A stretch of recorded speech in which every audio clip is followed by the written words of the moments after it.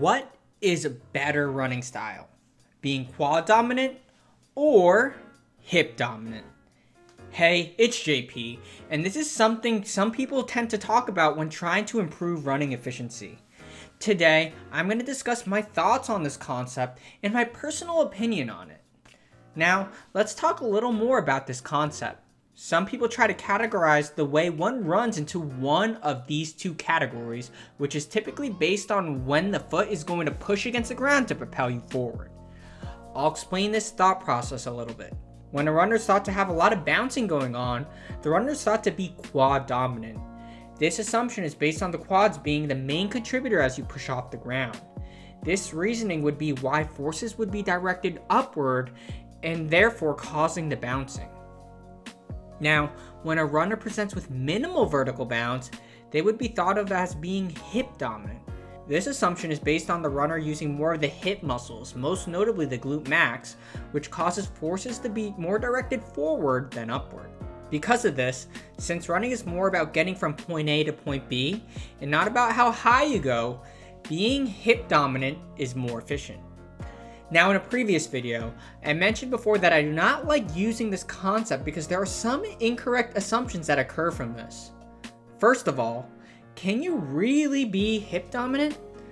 Based on studies looking at muscle activity in healthy runners, the quads have shown to produce forces around 4 to 5 times your body weight, and the hips, particularly the glute max, produces around 2 to 3 times your body weight. Now, this ratio changes a bit when comparing long distance running to sprinting, but the quads still seem to prevail regardless. Now, another assumption I don't typically like for runners is the thought that you should not try to use the quads when you push off the ground because this will make you bounce too much and lose efficiency. Now, the quads play an important role in pushing off the ground along with the hips. From a biomechanical standpoint, if you use the quads, you won't simply go upward, but rather the forces would be directed in a forward manner as seen here.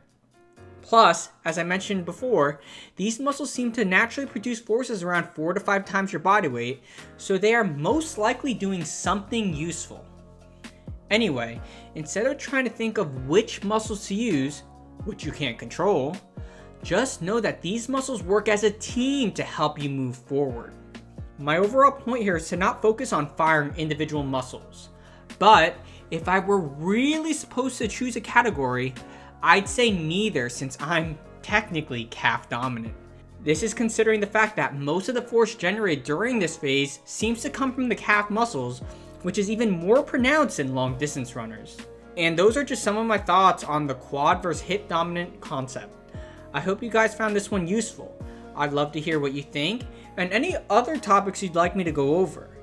And as always, thank you for watching.